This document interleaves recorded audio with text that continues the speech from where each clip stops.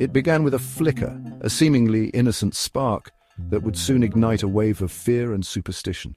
A whisper of fear spreading through British households, growing louder with each passing day. The year was 1985, a time when the nation was about to be gripped by a chilling tale. A tale that would send shivers down the spines of many, leaving them questioning the safety of their own homes. The source of this unease, mass-produced prints of a crying boy, his sorrowful eyes hauntingly lifelike. His tear-stained face staring out from countless living room walls, a silent witness to the unfolding drama. These seemingly innocuous paintings, dubbed the Crying Boy, were more than just art, they were harbingers of doom. Suddenly they were linked to a string of devastating house fires, each more mysterious than the last. Stories circulated of homes burned to ashes, with the only item left untouched being the eerie portrait of the weeping child. Was it mere coincidence, or was something more sinister at play? The question lingered in the air unanswered. The media, ever hungry for a captivating story, pounced on the phenomenon. Newspapers ran sensational headlines, their pages filled with accounts of inexplicable fires and pronouncements of a curse. The Crying Boy, once a common sight in homes across Britain, was quickly becoming a symbol of dread and misfortune. As the story gained momentum, so too did the fear. People began removing the paintings from their walls, desperate to avoid the alleged curse. The Crying Boy, once a symbol of childhood sadness, had transformed into a harbinger of fiery destruction. The fear was palpable, and the once beloved paintings were now seen as dangerous relics. Communities gathered to discuss the phenomenon, each new story adding fuel to the fire of superstition. People began removing the paintings from their walls, desperate to avoid the alleged curse. The Crying Boy, once a symbol of childhood sadness, had transformed into a harbinger of fiery destruction. The Crying Boy, once a symbol of childhood sadness, had transformed into a harbinger of fiery destruction. The legend of the Crying Boy had ignited a firestorm of fear, one that would burn in the collective memory for years to come. To understand the genesis of this unusual curse, we must delve into the origins of the Crying Boy paintings themselves. The artist behind these haunting images was known as Giovani Bragolin, an Italian painter shrouded in mystery. While little is definitively known about Bragolin's life, legend has it that he was a talented artist haunted by tragedy. Some accounts claim he specialized in painting orphans and street children, capturing their melancholic expressions with unsettling accuracy. The most famous of these depictions, the one that would later become synonymous with the curse, is said to have been modeled after a young boy named Bruno. Bruno, according to the legend, was an orphan who feared fire following a traumatic experience. Whether this tale holds any truth or is merely an embellishment added to the growing myth is unclear.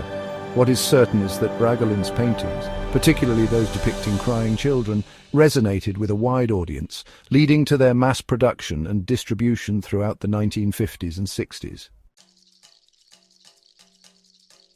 One cannot deny the compelling narrative that fueled the Crying Boy curse. The story is as haunting as the image itself, capturing the imagination of many. Throughout the 1970s and 80s, the Crying Boy painting became a common sight in British homes.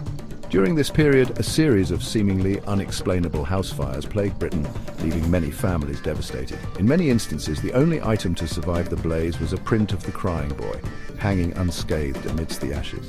This eerie phenomenon baffled both the public and experts alike.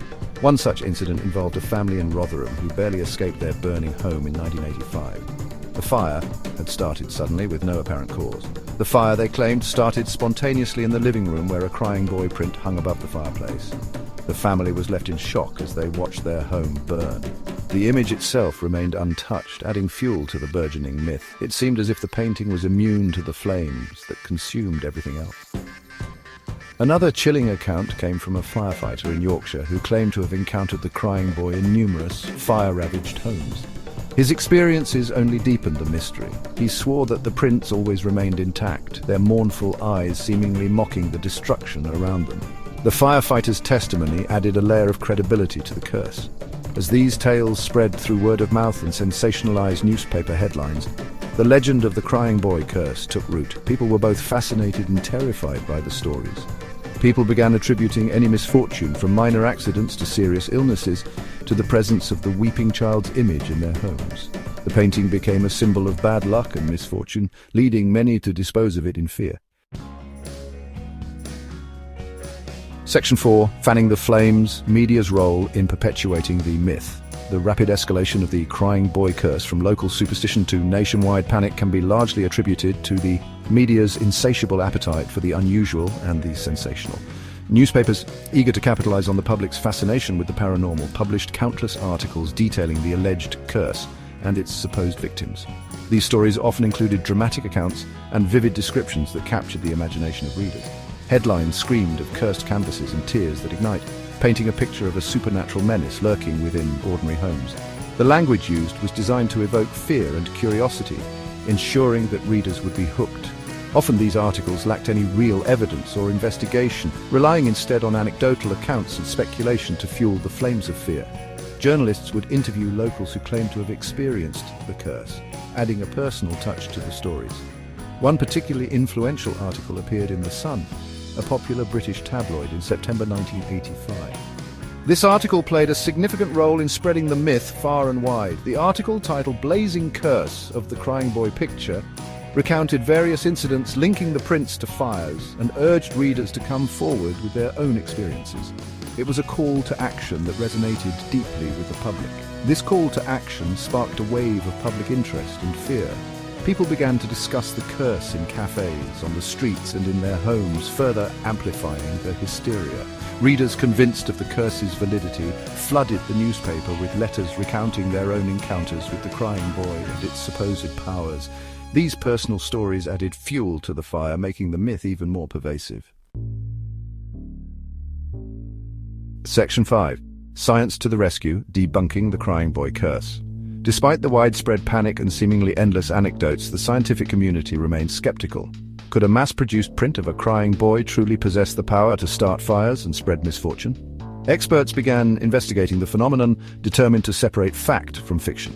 Their findings, while less sensational than the curse itself, offered a much-needed dose of rationality to the situation. One theory focused on the materials used in the print's production. It was suggested that the cheap materials and flammable varnish used in mass-produced copies of the crying boy could make them more susceptible to catching fire. Another explanation centered on the print's placement within homes. Often these inexpensive prints adorned the walls above fireplaces, making them prime targets for stray sparks or embers. The fact that the prints themselves remained relatively undamaged in some fires was attributed to their lightweight construction, allowing them to fall from the wall before being consumed by flames.